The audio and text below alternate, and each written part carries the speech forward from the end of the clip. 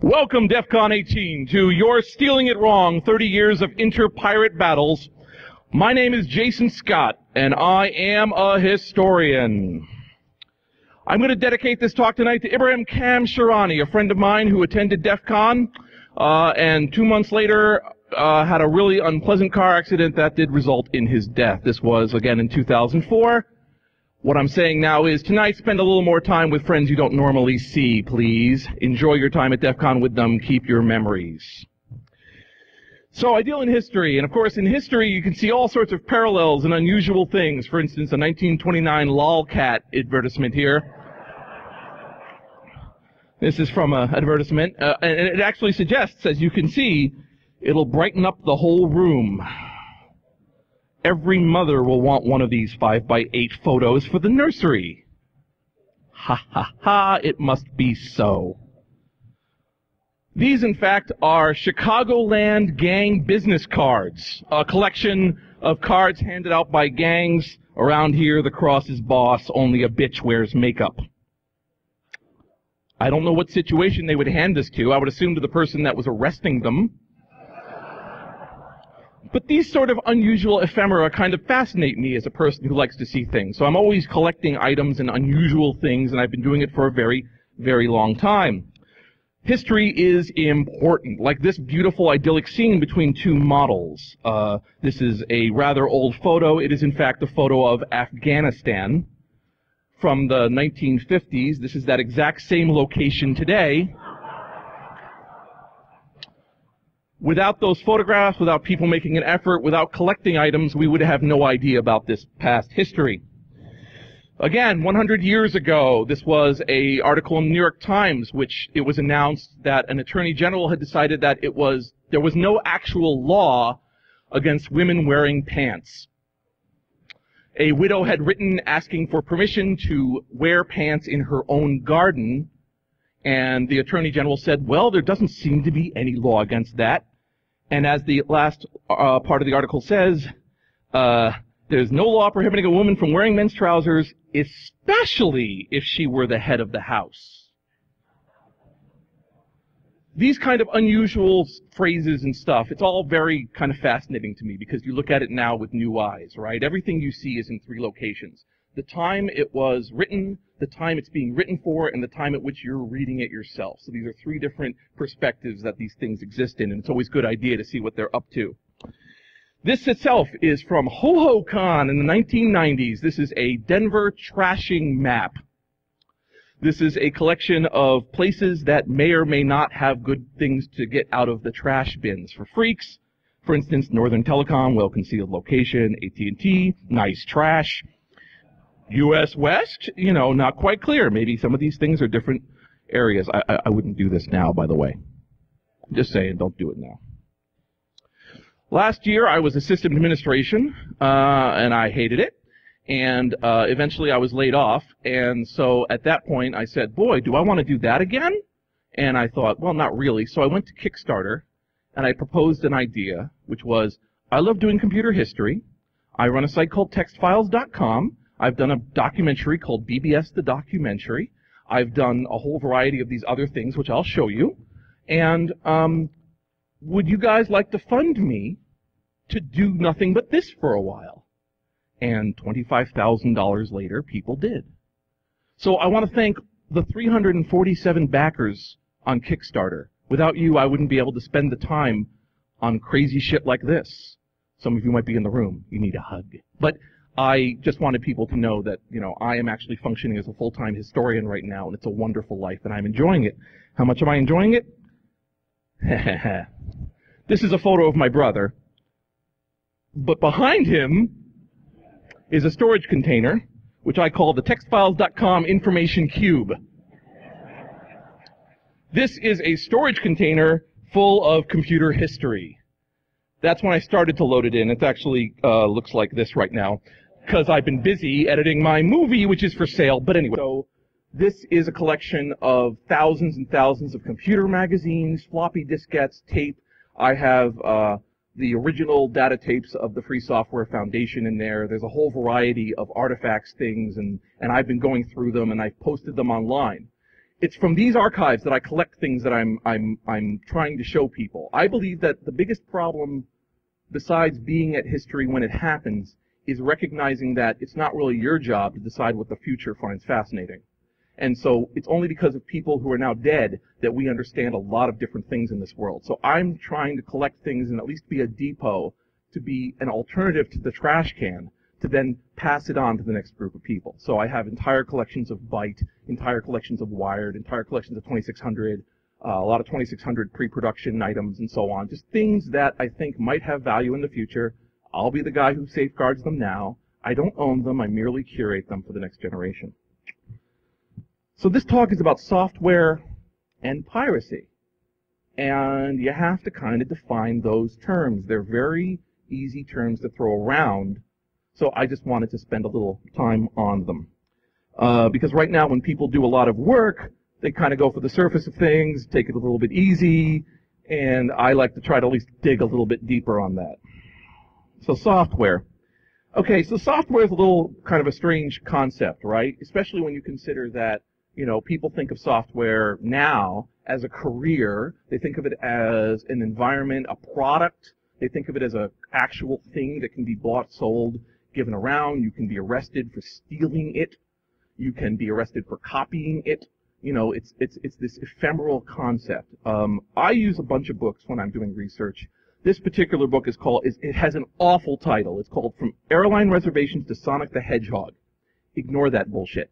I actually have a number of historical books that are just awful because publishers are idiots when they come to titles sometimes, and they say, your book is fascinating, it's deep, and it's interesting, but we need to put Mario on the cover. Somehow. So they'll do this, and there's one called, like, Play, and it's actually a beautiful work on the video game industry, but it looks like something that's going to have 16 exclamation points after every sentence and just be awful.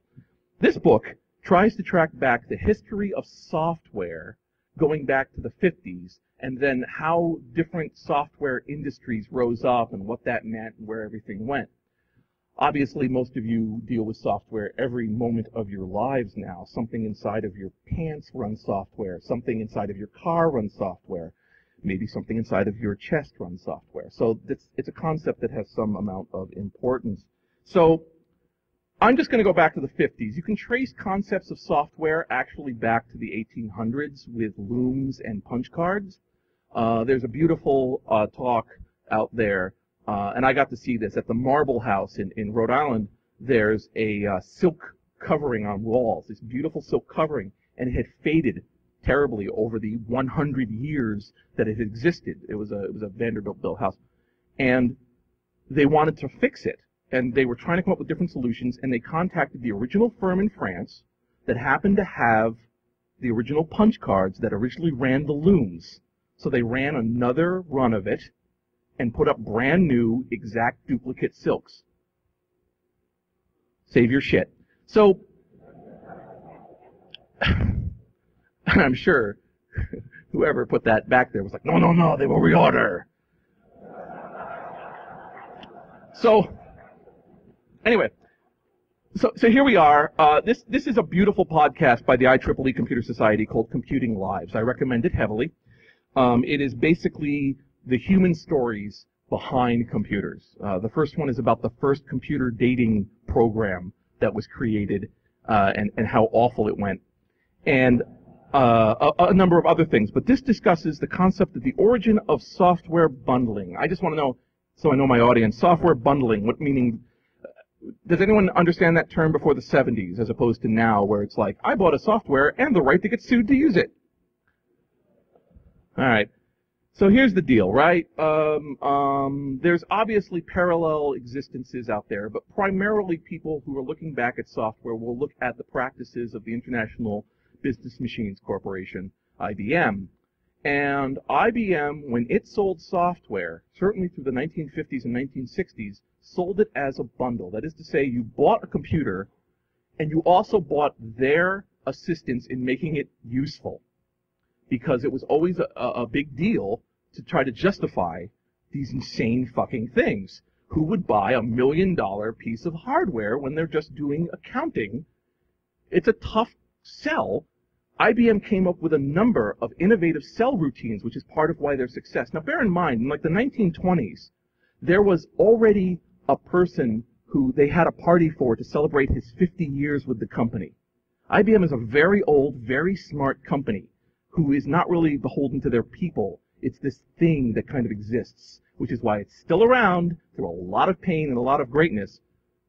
They're very innovative. So one of the things they would do, I didn't understand this until recently, was that they would sell you a computer that was really expensive for 1/3 of its price, but they were allowed to use it at night, and they would rent it out to other customers who couldn't quite afford buying it for 1/3. See, they were always trying to kind of bootstart this whole thing. So computing, when it came to software, it was sold as a service. You bought the machine, and when you were like, we're a company, and we make buggy whips, we don't know how long this is going to last, and we're going to need this kind of accounting, they would send people over to take their software and write it for this machine for you. And it was part of the service, and you paid money for it. What happened was like by the late 1960s, early 70s, a lot of companies are trying to get into that space, and they're claiming IBM as a monopoly, that IBM is going after places that are selling software and claiming it's violating their contracts and it's terrible. And that's how IBM ended up in their antitrust court case. I swear this gets more interesting. I do. So basically IBM unbundled software. They turned software into a separate concept and started selling it that way. Now other companies had done that, but when IBM did it, suddenly software no longer becomes a service. It becomes its own special entity, not beholden to any particular company. So if you think of a car company also selling the gas, and suddenly now there's gas companies, right? Same idea. That's kind of, so it's a different way of thinking of software. With the advent of the home computer revolution, and I'll get to that in a moment, with the advent of the home computer revolution, suddenly software is something that's kind of coming along, but there's no company to kind of support you. So you're kind of on your own putting together software. But now software is something that if a company comes along and sells a product for it, suddenly all of the hobbyist approach to it of like, we'll just do what we need to do to get the software running, is running straight up against the idea of making a business out of it. And that's where we hear of the famous Bill Gates 1975 letter to hobbyists, which says basically, please allow me to make an awful fuck ton of money. Signed, Bill. I guess they fell for it, huh? So basically, this software company, the software idea starts rising up. Along with that comes home computers.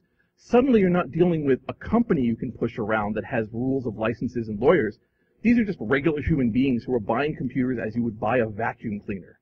You would go to Sears and buy a game of Sorry and a hula hoop and a Commodore 64, right? It's just another thing. And suddenly you're running up against this idea of software as being something you don't want to duplicate and do yourself.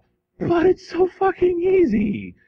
So, right now, in the contemporary space, as we say, there is an awful lot of verbiage talking about piracy and open culture and how do you what rights are you given, Creative Commons, a lot of buzzwords and a lot of concepts behind it.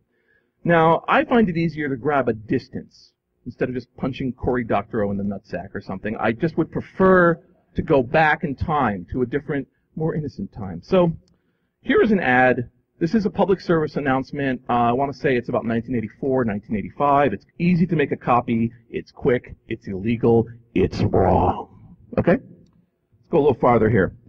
And again, I want to point out this verbiage, mostly because it should have echoes of today. It's hard to believe. People who wouldn't think of shoplifting a software product on their lunch hour don't think twice about going back to the office and making several illegal copies of the same software. Making unauthorized copies of software is a violation of U.S. copyright law. Yet the problem has reached epidemic proportions because many people are unaware, or simply choose, to ignore the law. The software industry is urging decision makers and software users to take steps to stop software piracy in their organizations. In the meantime, the industry has been forced to prosecute willful copyright violators. There are legal, moral, and economic imperatives forbidding theft of copyrighted software. All of this, of course, echoes common arguments made today about you're destroying everything, right? Every time you copy a PlayStation game, a baby gets punched. Down here on the bottom it says, there is a free pamphlet on the subject. Call or write for a copy, a copy, a copy. A copy for everyone you know. Please ask for Priscilla.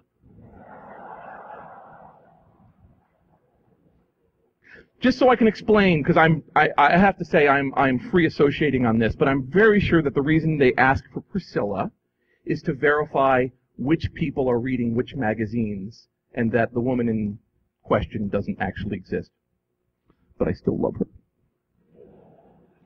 But here's also what kind of interests me when I look back at this time is ADAPSO. What the fuck is ADAPSO, right? Turns out ADAPSO is the Association of Data Processing Service Organizations. It's been around since 1962. Okay?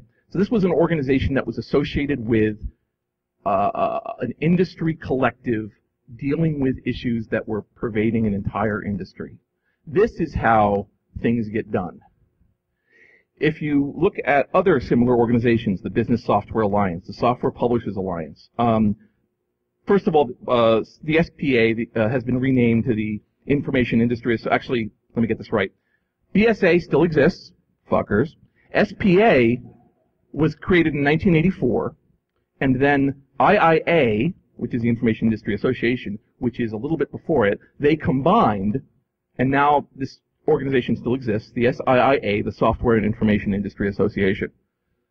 Oh, that's awesome. So these guys are where companies have things done that they don't want to be associated with. You see?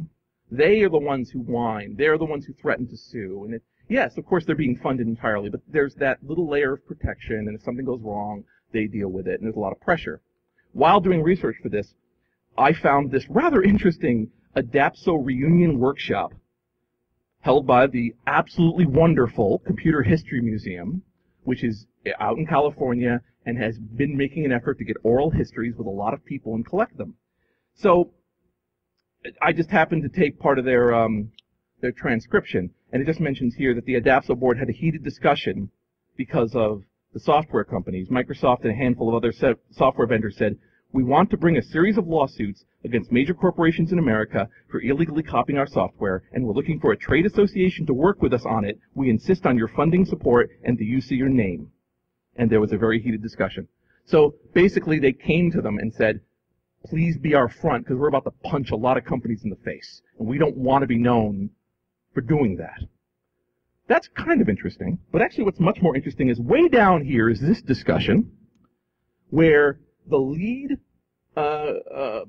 counsel for SPA found that they weren't moving fast enough, and they moved to the BSA to become, oh, sorry about that, they left ADAPSO to go with SPA, okay? And they took with them many of the legal arguments and writings that the ADAPSO had put together to fight software piracy, and then used them. So they go, did you steal the idea? No, no, no. It was entirely reverse engineered. So basically, an anti-piracy group pirated an anti-piracy group out of their anti-piracy language to fight piracy.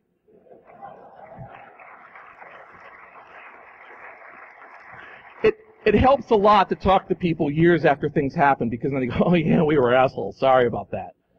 It's very informative, especially if, like some people I've talked to, they've had their lives ruined by lawsuits dealing with piracy. All right. So one of the side effects of that is you get some really awesome propaganda, right?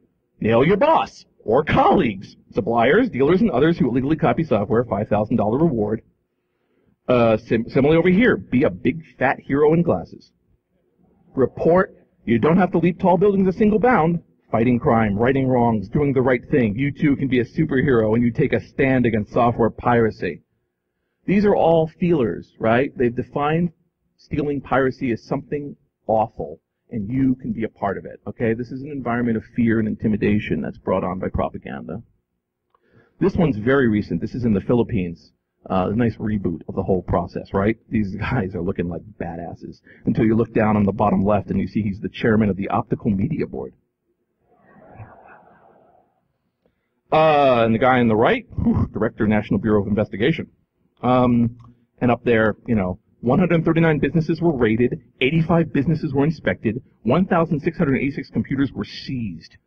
So basically they're saying, look out, your entire business could be ruined if you have one illegal copyrighted software. Now, this does get to some pretty ludicrous levels.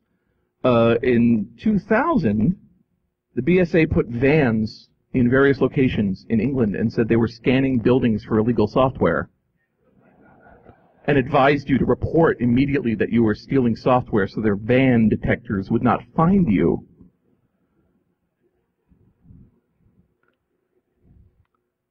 However, I am funded by these wonderful people for my sabbatical, so I spent a little more time on this than just going, ha-ha, the Register made fun of the BSA. And I found that in 1998, Microsoft funded with $20 million an educational research project in which Ross Anderson, who has said in the thing, I hope they never use it, funded a way to send alternate signals from what's on the screen via radio transmission, so that on the left it looks like this, and on the right it's sending a completely different signal. The idea being that each piece of software would have this implemented and be able to, again, in software it's doing this, send out its serial number constantly, enabling you from within 200 to 300 feet to know the serial numbers of all the machines around you. So someone did try this shit. It actually did sort of exist. However, they never went forward with it. But what the fuck? Let's deploy a van fleet anyway. So there you go, right? So never question everything without checking in first. But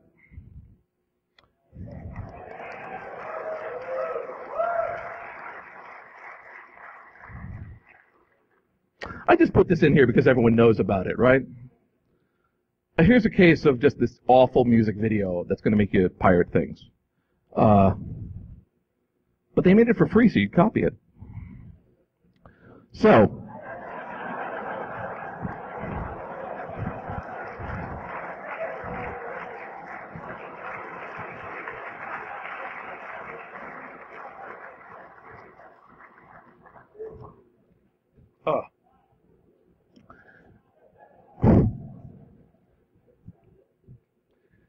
all right, so obviously when you live in an environment of such fear, intimidation, and rotten music videos, eventually people just start using your own methodology against you. They start using bizarre language, harshness, making fun of things, all this kind of gallows humor to get around the fact that there's this awful amount of threats and everything around you, right? So, in fact, there's all of this stuff that's been written and created in various degrees, right?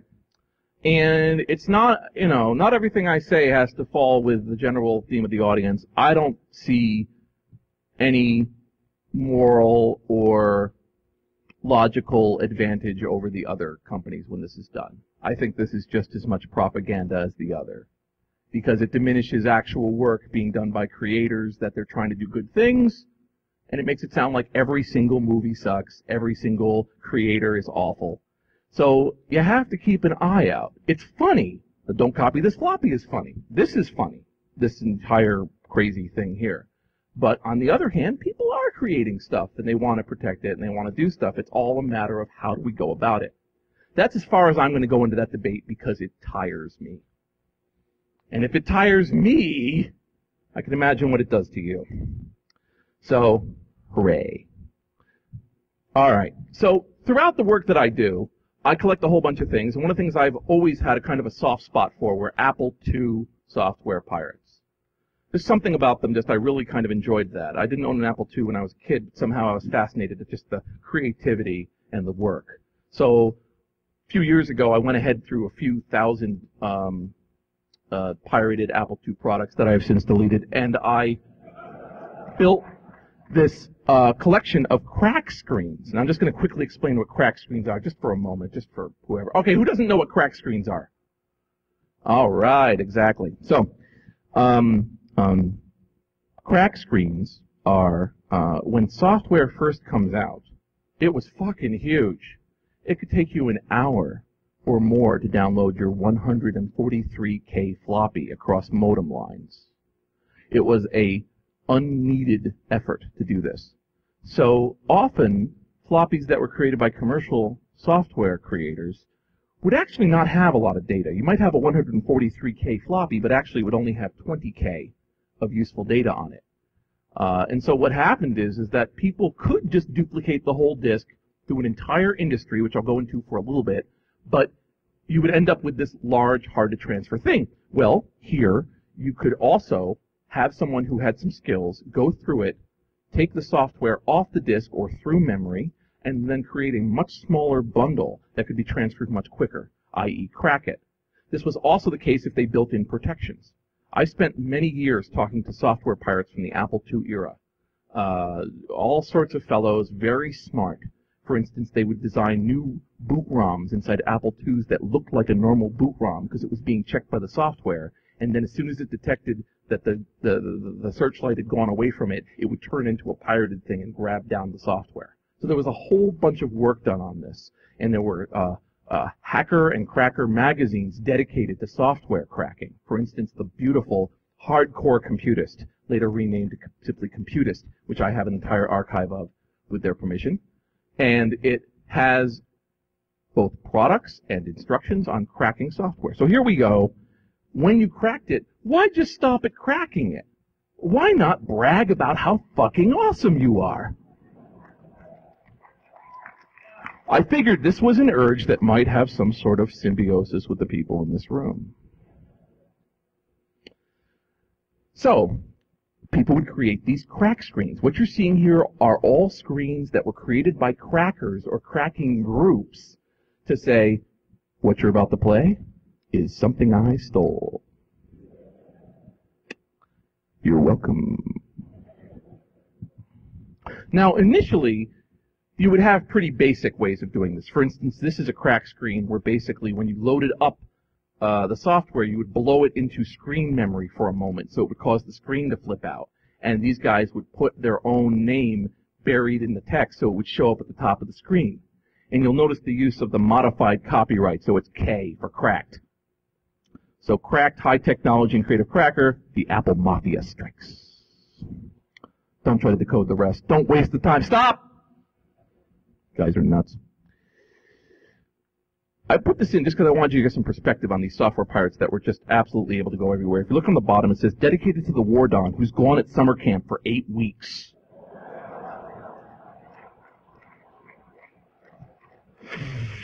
Gonna pour some Kool-Aid on the ground for my friend. Poor guy. But otherwise, here are bulletin boards to call. Notice they've got the passwords so nobody would break into their software piracy collections. Active, NASCOMP, Aussie. So, but you can see it was cracked on June 22nd, 1984 by the Zapman and distributed by the DOC and the ACE. And that means that they would physically call a ton of computer bulletin boards around the country and leave copies of this with their pride and regards. So, and the problem, of course, is that sometimes you run out of interesting things to crack, and you're always trying to kind of get a name for yourself. So here we see someone has blown out this awesomeware, the Department of Transportation National Highway Traffic Safety Administration Self-Evaluation for Teens. Bring that one on, huh? He will be shown 40 statements representing attitudes concerning drinking and driving. I'm for it! Type the response number, will be displayed in the graph. So this was the thing. Could you imagine showing up the gates of some ASCII Express or bulletin board line and going, I got a hot new ware for you? Let me go into this for a moment, by the way. What would happen is that a piece of software would be released on a certain day. We'd know that it was coming out on June 5th. But if you were a cracker group and you somehow got your hands on it a few days before, you would say, I got this thing before anybody else. But that usually didn't happen. Nobody had an in at that time. So what they would do instead is say, this has been out for 4 days. This is a 4-day wear. And then it would be, I have a 3-day wear. And then if you were able to release your pirated software in the early 80s before anybody else, and before it was in the stores, it was called a 0-day wear.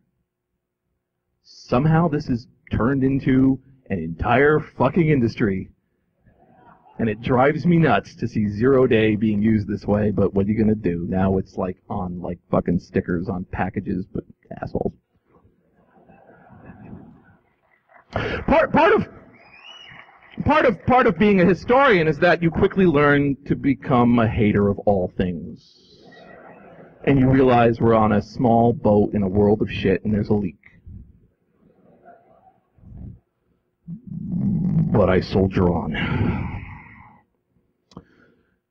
What would happen is, originally they're just kind of having fun with it, right? And they're cracking and they're letting you know about their incredible software. No, dude, it gets better. And everyone say goodbye to the creator of 0-day products and tell your dad I said hi. Anyway, so here Crackman cracked things, right, and tells people that it was supplied by Reese's Pieces, which is a terrible name for a pirate, but what are you going to do? Buttercup was taken. And it was protected by a commercial product called Lock It Up 50, and he goes, what a joke, right? So not only is he sufficient to crack it, but he's also got to say, and they were stupid when they did it. Fuckers, right? That is a very noticeable shift. That's from, dude, we did it, to, that wasn't even a challenge, motherfucker. Bring it on. This led to something called spiral tracking, which I'm not going to go into right now. Anyone know spiral tracking? Oh boy, and your eyes still work? Alright, fine. Spiral tracking was where they changed how the drive worked so that, in fact, it would write in a spiral instead of a series of tracks. It would actually go in a spiral. Alright, so if you used any other software except for the software itself to figure out what it was, it looked jumbled. And it was a big, happy, wonderful day in Pirate Land when someone figured this out and everyone else got it. Again, these guys are now turning towards the very places that are assaulting them to say, or saying that it's terrible to do, to go, fuck you. So here they're going, yeah, we're totally guilty of software piracy. It's a presentation. All right? And then we get this, right? Recracked by the disc jockey. Learn to crack right freeze. Also, if you take out the author's name again to put in yours, I'll break all your arms and legs. No kidding. Sincerely, the disc jockey. Now they're turning on each other. Right? Now you're seeing this thing with not only are they like, fuck you, but they're going to each other and going, fuck you! This is not a long-term success plan. But here they are doing it, right? Similarly, once again, here's a case where it's like cracked by Hot Rod of Black Bag. Black Bag was awesome, by the way. But on the left and right, there's Laws and Torch hanging by their hands. Fuck those guys. Enjoy Captain Goodnight. Fuck Laws and the Torch. All right, interesting message. They didn't stop with it either. Here's the Torch getting Space Station. Yellowbeard. Anyway, so now also the credits are kind of fun, aren't they? You got someone who cracked it. You got thanks handed out, and the title page is now being done by a separate guy. Right? Just so we go off for a moment, understand that after a while, you start having people who are doing nothing but making title screens. You have people who are doing nothing but making cool programs that run before the main program run, and then we have what we now call the demo scene. That's where it comes from, just so you know. Because what happened is, eventually the guys making the title screens were like, fuck you pirates, you don't even have good distribution. I'm just making cool title screens for no good reason. Yeah! Fuck you! That long-term strategy actually worked. So they ended up not going to jail and having demo scene. So I just wanted to pass that out because the demo scene rules. So ragging. Here's a bunch of home phone numbers of other pirates, including Hitman's mom. The Bit's mom. Rag on all these losers. Some of you are like third trimester embryos. Do you still use the term rag at all? Is rag still a verb? Okay, good. Just checking. Got to keep up with the kids, you know. Hey, rag on these guys. So yeah, what you're seeing here is ragging. The idea of ripping on. Why am I using a definition where I use an even more obscure term? Why the fuck did I just do that? Insulting fellow members of your community. You're ragging on them. Fucking losers. Why not put their phone numbers on a cracked piece of software that you cracked and are distributing throughout bulletin boards? Notice also it's giving their real first names too, right? Ask for Casey, ask for Ike, ask for Ben, ask for Ken, ask for Hitman's mom. Also, I'm fairly sure, and again, this is an analysis from a ways away, when it says fake Sandman, be aware that at the time there was a lot of credence put into your handle. So if two people chose a name, you know, a really unique name like Sandman, you would track that motherfucker down and tell him to stop it. I know this is true because I did it. A long time ago, I was the Slip Disc, and I found someone was using the name Slip Disc, and I called him up, and why did he have that name? Because he had a Slip Disc. So I let him off pretty easy. Sorry, dude. This is also located in a crack screen. This is a crack screen. This is like you're about to play a game, and you're suddenly hit with a digital dictionary. Loser, one that is a failure and achieves nothing. One who continually releases unprotected, lame educational wares. See also the bunny men. You know we did used to spell wares with an S, right? Yeah, okay, good. Incompetent, lacking qualities needed for a task, often cracking. See also the bunny men. Conceited, having an excessively high opinion of oneself, ragging on almost every ware one puts out, feeling superior to all. See also the bunny men. Ignorant, lacking in knowledge and intelligence, unable to crack wares by oneself, one who must use other loaders due to incompetence. Above. See also the bunny men. Bunny men, incompetent, highly conceited losers, often displaying outright ignorance.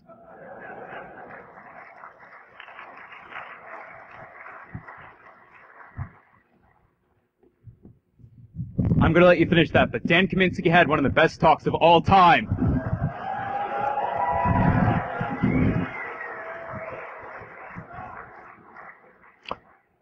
Do I get to come back later and get my applause? Anyway.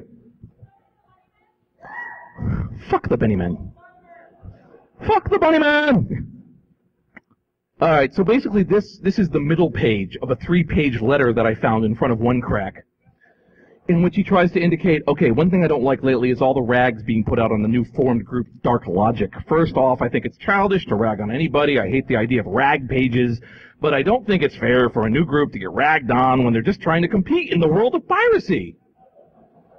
I don't know all the group members. However, I do know 3 of them, and 2 of them I consider good friends. These people are Back Bay Hacker and the Martyr.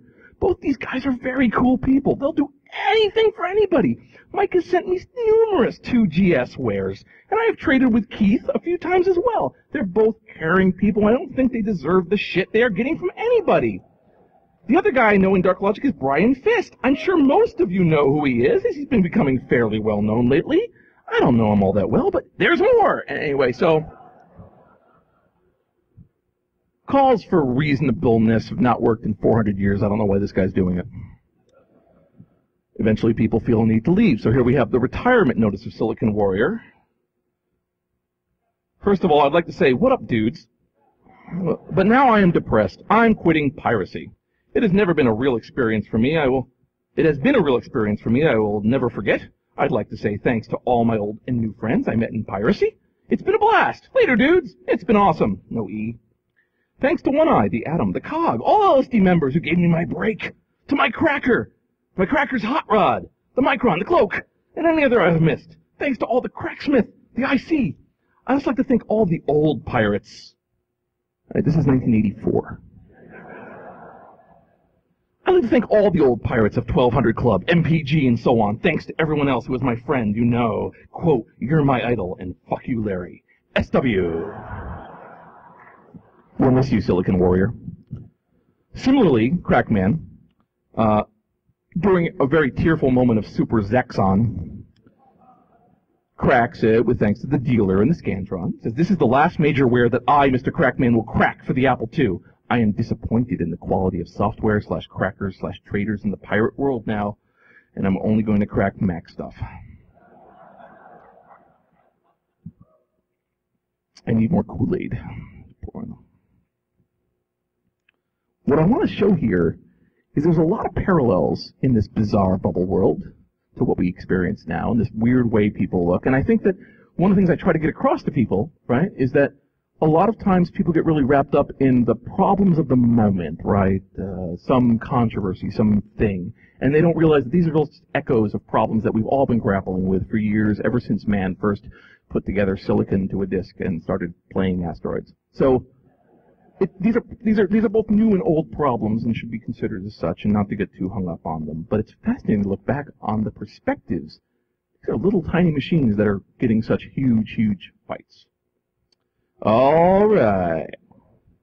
You're all like, yeah. That guy who left? He's sorry. Oh! He's back. All right. What the fuck did you leave for then? You had to drink a little before you could take the rest of my speech.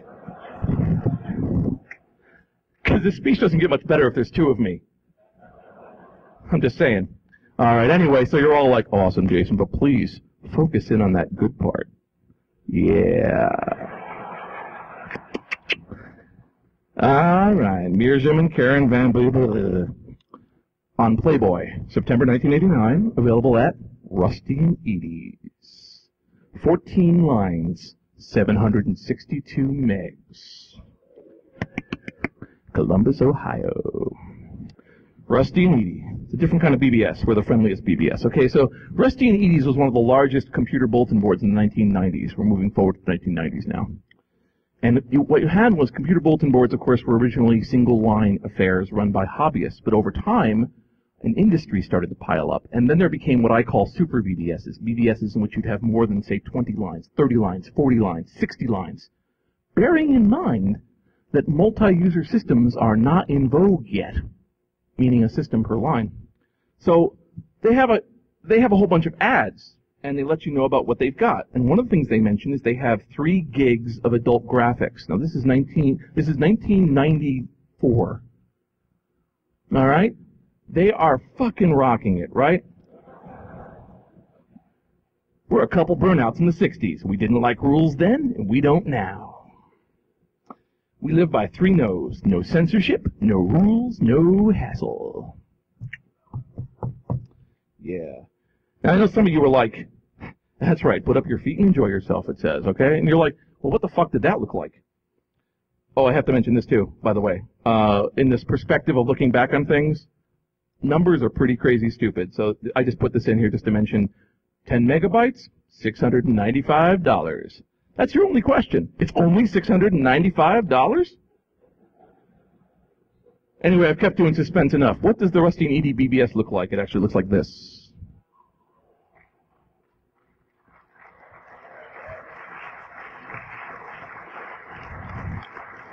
I don't want to leave the screen yet, but okay, if you look over to the right, you see that everyone see the screen on the far right, all right? Put your eyes halfway between that screen and the bank of modems. Those are V32 modems inside those little custom-built things next to the ton of power supplies. That's a cat. That's a sleeping cat. Just wanted to mention that, okay? So that each one of those modems is going to one phone line, going down to one of those, I would assume, 486s, perhaps 386s, pumping out an awful lot of heat, and that is in their house. Okay? All right? And this was long before they would bust you for being a meth lab, right? But their heat signature, man, they were a fucking supernova, right? All right. And I just wanted to say that, by the way, I mean, this wasn't a unique thing. I didn't just find you the 7 wonders of the world. This is actually the Software Creations BBS at around the same time, where they've custom built their house to accommodate 10 billion machines that are in there. All right? This is how a lot of these places existed. There was a Channel 1 BBS in Boston, which had a couple rooms dedicated to it, and then they had to dedicate more, and eventually they had to move out of the house and give it over to their BBS. And they bought a building behind their house, and that became their house. But these are not just minor people saying, oh God, the 60s, right? These are like major, major businesses. Well, here we come. Here's Playboy Enterprises versus Russ Hardenberg, Rusty and Edie, 1997, in which they said you have 412 graphic images that are basically Playboy scans. And this was a real lawsuit, 1997. He lost fucking big, and he their arguments are interesting. They had arguments like, because it's scanned, it's a new image. We had no control over what was coming on our board. We have no rules. We have no hassle. We're from the 60s. Let us off. But what they said was, you curate your work. You curate your work. Now, they also cited a previous one, George Freyna, Tech Warehouse, BBS Systems and Consulting. So Playboy was doing this. This is from 1993. So they were basically going on and finding people were scanning Playboy images and then selling them. I had a wonderful story on the BBS documentary. There was another major BBS exec PC, and when these lawsuits came down, the guy flipped out because the vast majority of their business was transferring in adult images. And what are we going to do? How do we know these are Playboy images or not? So they assigned a guy, who I interviewed, who for 3 weeks looked at pornography, and if the models looked, quote, too good, he would delete it. And he said, I have never seen that many vaginas in my life, with this wide-eyed fear. And he's like, it was really only stimulating for the first couple of days.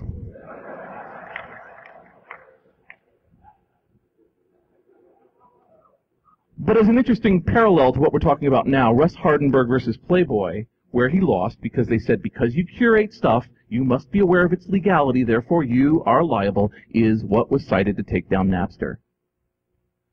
Hardenberg versus Playboy is one of the citations to win over Napster because they were doing some level of curation of their wares, and so that peer-to-peer network was taken down due to that. So there's always something kind of there to bite you on the ass and pay attention to. Again, I love watching history this way. So it's kind of fun, you know, and you say eventually, oh, well, of course, people get it. And then you go, oh, I guess they really don't get it, huh? Anyone still using their super mini floppies? 3.3 megs on one 5 1/4 diskette? Oh, well. High capacity, field proven. Anyway, oh, and reliably transportable. That's an awesome, awesome sales. Anyway, so. A few years ago, about a year or two ago, I got this mail from a guy. Now, and again, I must say this, by the way, this is one of the greatest pieces of my life, my current life and the life I've lived, right, is that people go, where do I send this? Maybe you should send it to Jason Scott. It's nice to have that reputation. It really makes me feel good. It literally makes me feel good. I have found citations by using a blog search where someone goes, I want to get rid of a bunch of shareware CDs. What do I do? And someone writes, give them to Jason Scott. And because my thing triggers, I show up a minute later and go, I'm here. What you got? I'll PayPal you shipping. Hey!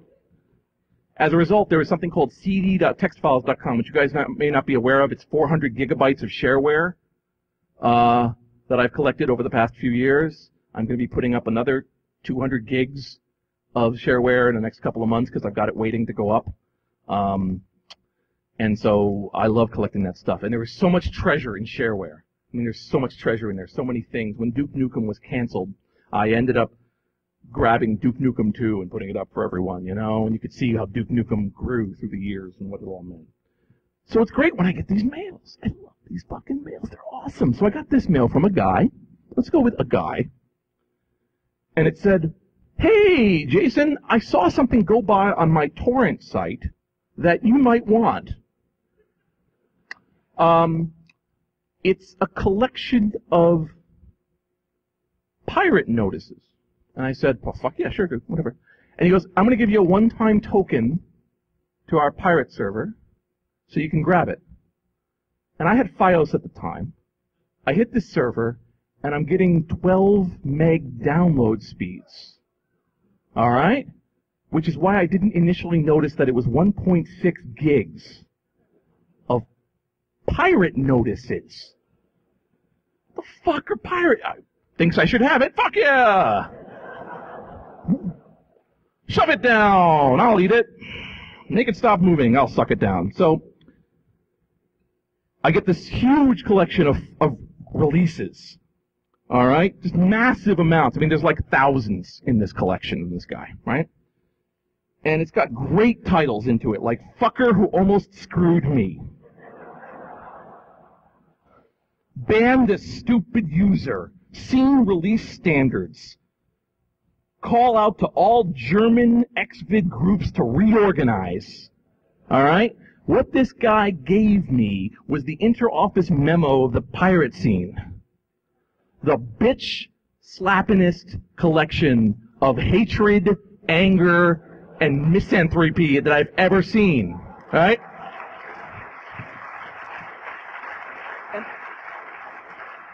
And I thought, well, Jesus Christ, I got my talk for next year. Hooray! Free admission. So this is what we got here, and I'm just going to go through a few of these. I'm just going to go through this collection just because I think it's just absolutely fascinating. So this is all circa 2004, okay? About 2004. And the rag pages have gotten more colorful. They've certainly gotten more explicit. And they have a lot more drugs involved. Drugs, guns, money, and teddy bears. Why, you say, Jason? I don't know. I got no idea what this fucking shit is. I don't even understand the context of this. I think CMS is one of the groups as a way of saying, ha-ha, we have illegal shit with your name on it, or something. I don't know what the thinking is, but I don't know. Teddy bear with gun, it just brings up memories. Anyway, so here's this interesting situation. It doesn't behoove me to go too far into the lingo and whatever of pirate groups to too much extent. It's a lot of it out there, and I'll give a link soon. But this is an example of a proof, okay? A proof is where you show that the thing you pirated or are distributing to other pirate groups or within the scene is real. So what this is this is an example of, this guy says, I'll give you his letter in a moment because it's so brilliantly written. What he is trying to tell you is all the people who said we stole our pirated ware of this Electronica MP3, here is a promo record that we received and intercepted, allowing us to have a copy before anybody else, which we have now ripped and are sharing. Okay? So he's got a picture of the label, and on the back he's showing you what the other label looked like, and here's the full entry on the bottom with the name blocked out so nobody gets in trouble of this release, along with this beautiful letter, some of which I'll read. Just a little bit. I gotta get into the voice. I have to become this man. Okay, where should I begin? I guess it should be with you, the mighty full of sperm ripper of MFS, of course. Hey there, little cocksucker. I'm sure you have cold sweat on your forehead as you read this lovely proof release of ours. Now you're probably asking yourself, why did I try to be such a crappy smartass and mess with the best? Let me guess, because you own a really tiny dick. And for you sheepers who follow Newbie Ripper, who thought he could save the day, shame on you! Now on to the rest of the scene ops and our lovely fans all over the world. We would like to thank you for your support, and at the same time, shit on you sheepers! MNS particularly, you tiny little MS Ripper, go back to your cave and die! And all of the mighty nukers out there, you better not be thinking you can get us down because of some funny nukes! And so on and so on. What's that? I'm out of time? For what? What's coming before? What? Hacker Jeopardy? I am completely out of time? You gave me no warning?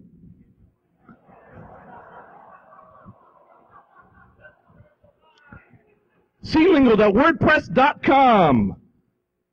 Lots and lots of nuking each other by giving away their own information. Lots of CSI-like attacks on each other, revealing each other's IP addresses. Wave analysis to show that they stole each other's releases. We will provide proof that the other group is faking their releases by showing you that their various GIFs have been photographically modified in Photoshop. And of course, the glorious Lamer Hall of Shame is proud to present these guys, where, because they had an insider on a software company, they were able to see another group use a credit card to buy a copy of the software. They traced it back, and they narc him out. Here's the first time that they discovered about those dots that are in screens that we see right now, the cigarette burns that tell you exactly which movie theater is showing which movie, so they can trace it back down and figure out who is telesyncing. So what the good goddamn do we learn here? First of all, be more clear in telling me how much time I have.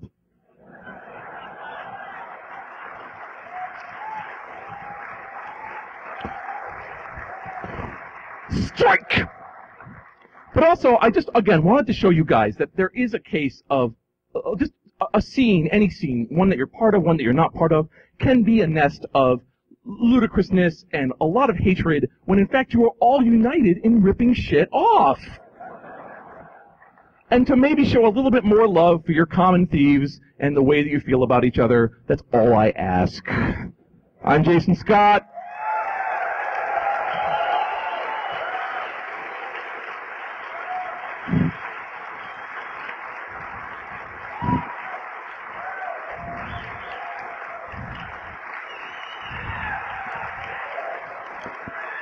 I guess that's it!